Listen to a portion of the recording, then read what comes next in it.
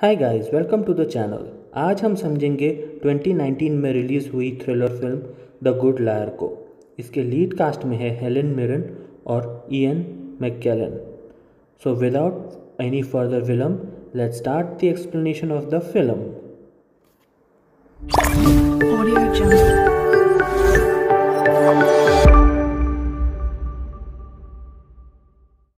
कहानी शुरू होती है साल 2009 में। शहर होता है लंदन। लंदन शहर में रहने वाले दो सीनियर सिटीजन रॉय गेविन और बेटी ऑनलाइन डेट साइट पे एक दूसरे को मिलते हैं और उन्हें पसंद करते हैं। दोनों एक्चुअल डेट में एक दूसरे के आमने सामने आते हैं। फेस टू फेस मिलने के बाद हमें पता चलता है कि दोनों ने अपने लाइफ पार्टनर को खो दिया है। रॉय का एक बेटा है जो ऑस्ट्रेलिया में रहता है और बेटी का एक पोता है स्टीफन के अलावा बेटी का इस दुनिया में और कोई नहीं होता। रॉय डिनर डेट ख़त्म करने के बाद टैक्सी लेकर लंदन के दूसरे इलाके में जाता है जो एक नाइट क्लब होता है जहां पर उसकी एक बिज़नेस मीटिंग चल रही होती है। वो वहां पर कुछ नए इन्वेस्टर्स को इकट्ठा कर एक बड़े इन्वेस्टमेंट प्लान के लिए तैयार कर रहा होता है। वो इन्वेस्टर्स तैयार भी हो जाते हैं। अगले ही दिन बेटी और रॉय फिल्म देखने जा रहे होते हैं। फिल्म से बाहर निकलने के बाद रॉय के पैर में अचानक दर्द होता है और वो डेट वहीं पर ख़त्म कर देता है। अगले ही दिन रॉय अपने ऑफिस का इंटीरियर चेंज कर रहा होता है ताकि जो इन्वेस्टर्स आ सके उन्हें वो इम्प्रेस कर पाए। रशियन इन्वेस्टर्स के आने के बाद मीटिंग अपने आप शुरू हो जाती है। मीटिंग के दौरान रॉय उन्हें इन्वेस्टमेंट की सारी डिटेल्स देता है और उन्हें एक डिजिटल टैबलेट देता है जिसके थ्रू वो अपने केमन आइलैंड्स के बैंक अकाउंट के बैंक ट्रांसफ़र हैंडल कर सकते हैं। रॉय अपने हिस्से की इन्वेस्टमेंट करता है, लेकिन रशियन के इन्वेस्टमेंट करने से पहले ही ब्रिन जो उनका बिजनेस पार्टनर होता है एक जोक मारता है जिसकी वजह से वो रशियन गुस्सा हो जाता है। रशियन गुस्सा होने के बाद वो अपना ट्रांसफ़र कैंसिल कर देता है और गुस्से में वहाँ से चला जाता है। रॉय और उसके बाकी के लंदन के इन्वेस्टर्स ब्रिन से काफ़ी नाराज़ हो जाते हैं। अगले ही दिन बेटी रॉय को अपनी नई गाड़ी दिखाती है और वो कहती है कि उसने उसके पैसे कैश में दिए थे। रॉय ये सुनकर काफ़ी इम्प्रेस हो जाता है। रॉय उस रात को बेटी के घर भी आता है जहाँ उसकी मुलाकात स्टीफन से होती है।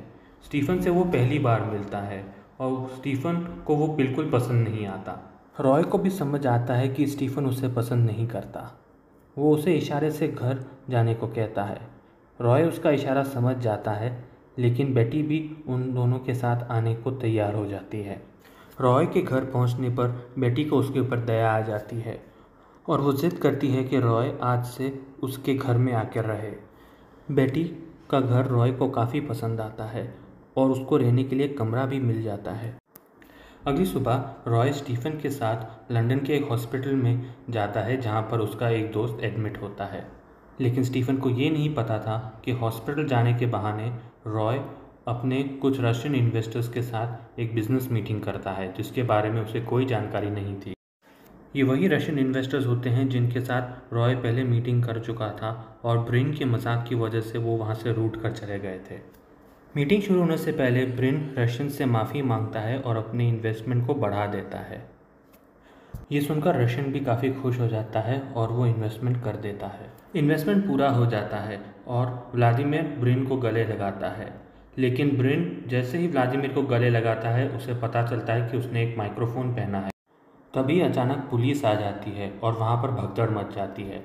भगदड़ मचने की वजह से रॉय को हल्का सा चक्कर आ जाता है और वो बेहोश हो जाता है।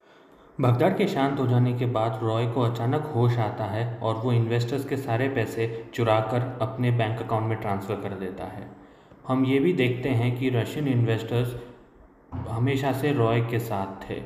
अपनी ठगी को अंजाम देने के बाद रॉय स्टीफन की गाड़ी में वापस बैठ जाता है और उसके साथ बेटी के घर वापस चला जाता है। उसी रात रॉय बेटी को एक ग्रे कलर की ऑडी की तरफ पॉइंट आउट करता है। ये ऑडी वो उसने दिन को पहले भी देखी हुई थी, लेकिन बेटी को उसके ऊपर कोई शक नहीं होता। अगले ही दिन रॉय व्लाड से मिलने आता है। व्लाड वही होता है जो रशियन इन्वेस्टर बनकर रॉय के साथ बाकी लोगों को धोखा दिया करता था। व्लाड अपने काम के लिए रॉय से ज़्यादा पैसे मांगता है। अगर वो नहीं देता तो व्लाड पुलिस में जाने की धमकी भी देता है। रॉय को ये बात बिल्कुल पसंद नहीं आती, इसीलिए वो व्लाड के गुंडों की मदद से ही खुद व्लैड का ही हाथ तोड़वा देता है। उसी रात बेटी के घर में कोई चोरी छुपके घुसने की कोशिश करता है। रॉय ये बात अगली सुबह अपने दोस्त विंसेंट से कहता है, जो उसे सावधान रहने की सलाह देता है। उसी सुबह अगले ही दिन बेटी रॉय को अपनी प्रॉपर्टी में हिस्सा देने की बात करती है, जो स्टीफन को बिल्कुल पसंद नहीं आती। एक दोपहर रॉय के बाल काटते वक्त बेटी का ब्लड शुगर अचानक से ड्रॉप हो जाता है, जिसकी वजह से वो बेहोश होकर गिर पड़ती है।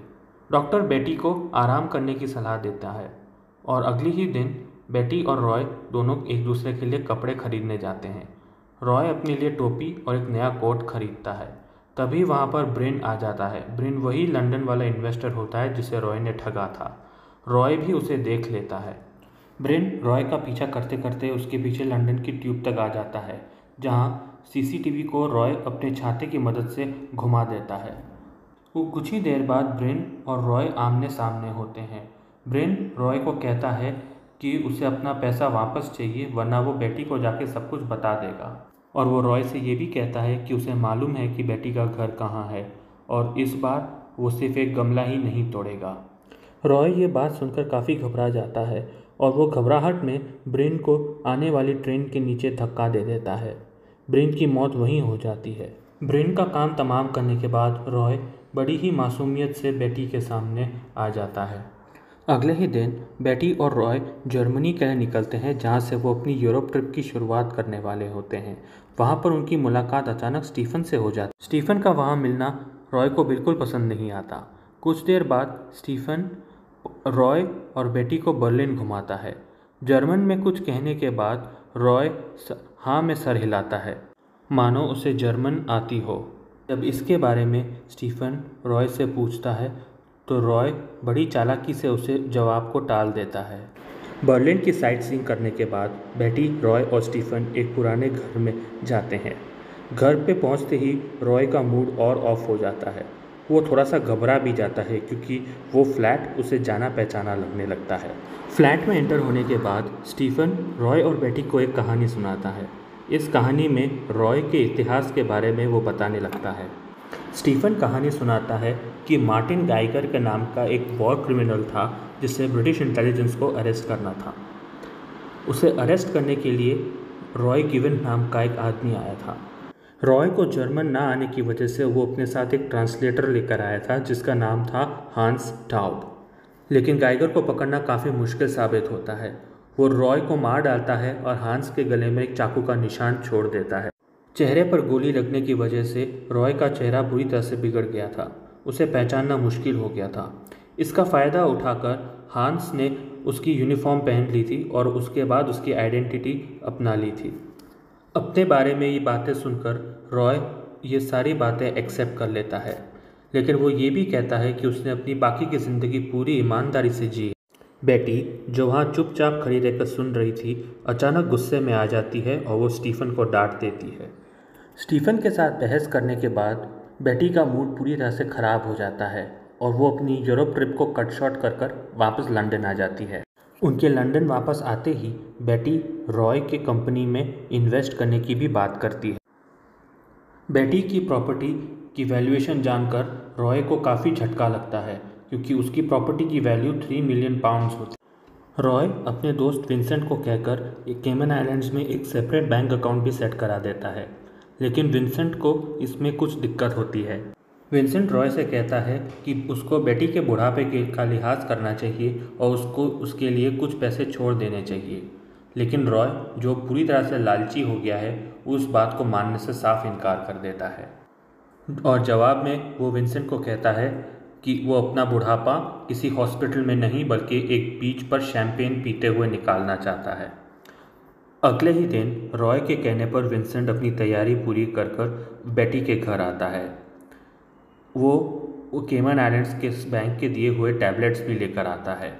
टैबलेट्स का कॉन्सेप्ट बेटी को समझाने के बाद बेटी और रॉय दोनों अपने अपने हिस्से के इन्वेस्टमेंट कर देते हैं। इन्वेस्टमेंट कंप्लीट करने के बाद बेटी और रॉय पासवर्ड सेलेक्ट करते हैं, लेकिन पासवर्ड सेलेक्ट करने के लिए बेटी अपनी दीवार पर लगी एक पेंटिंग की तरफ इशारा करती है जो कुछ लिलीज़ की होती है। ये लिलीज़ नाम सुन के ही रॉय को कुछ याद आता है। पासवर्ड सेलेक्ट करने के बाद बेटी और रॉय का काम पूरा हो जाता है। विंसेंट को वो गुड बाय कहकर बाद में शैंपेन पीते हुए सेलिब्रेट करते हैं। तभी रॉय को एक कॉल आता है उसके बेटे रॉबर्ट का, जो ऑस्ट्रेलिया से लंदन आया है उसे मिलने के लिए। रॉय उसको मिलने के लिए निकल पड़ता है और बाहर टैक्सी बुलाता है। वो पैकिंग करने लगता है। अपने कपड़े पैक करने के बाद वो अपने बैंक का टैबलेट भी उसी बैग में रखता है।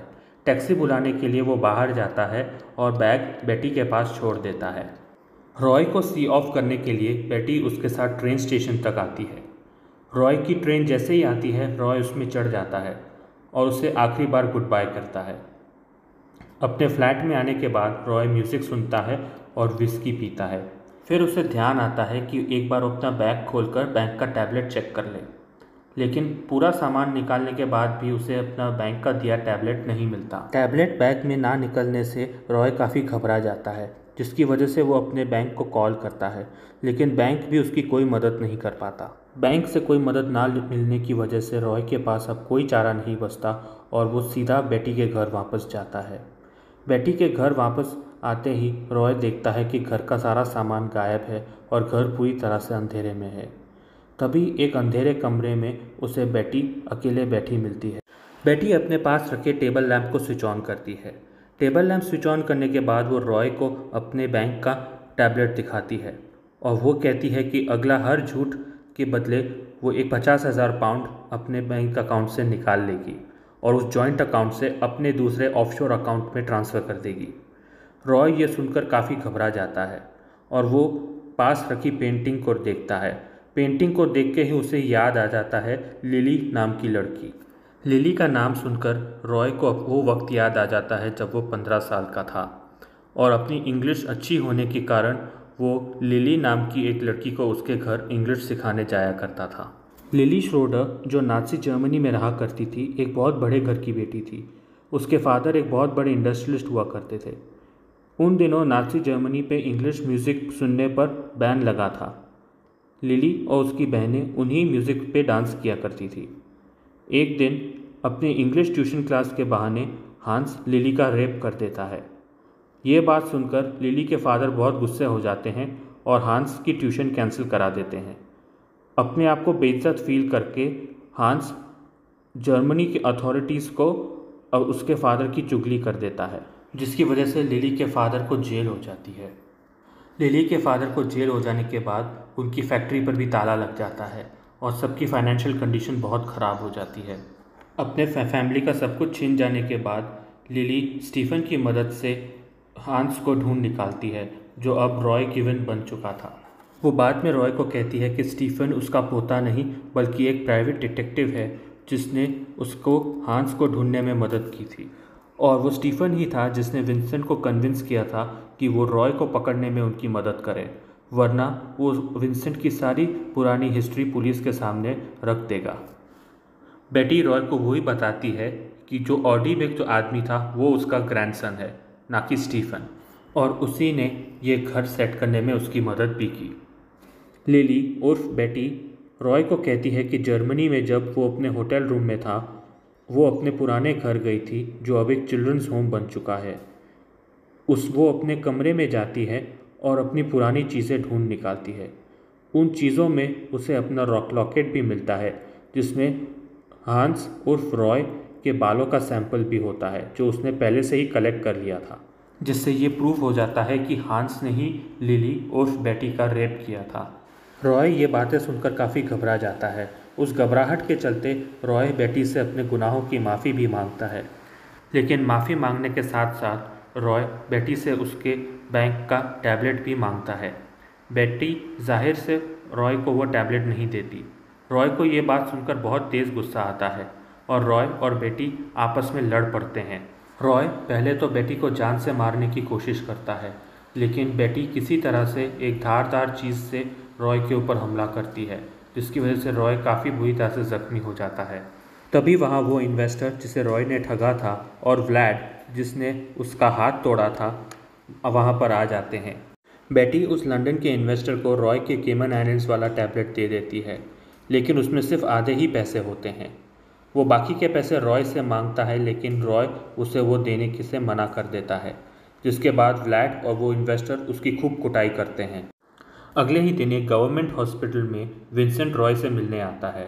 रॉय, जिसे मार पड़ने के बाद लकवा मार जाता है, अब बोल नहीं पाता। विंसेंट रॉय के जले पर नमक छिड़कने के लिए उसे कहता है कि यह पानी को ही शैंपेन समझ ले। उसी दौरान बेटी उर्फ लिली अपने फैमिली और स्टीफन के साथ एक लंच एंजॉय कर रही होती है। अपने साथ वो अपने ग्रैंडसन और स्टीफन को भी बुलाती है। वहीं पर वो अपनी पोतियों को एक साथ खेलते हुए अपने बचपन को याद करती है और स्माइल करती है। उसी पॉइंट पर फिल्म का दी एंड हो जाता है। फिल्म का एक्सप्लेनेशन कैसा लगा ये हमें ज़रूर बताइए और चैनल को लाइक, कमेंट और सब्सक्राइब करना ना भूलें। Thank you.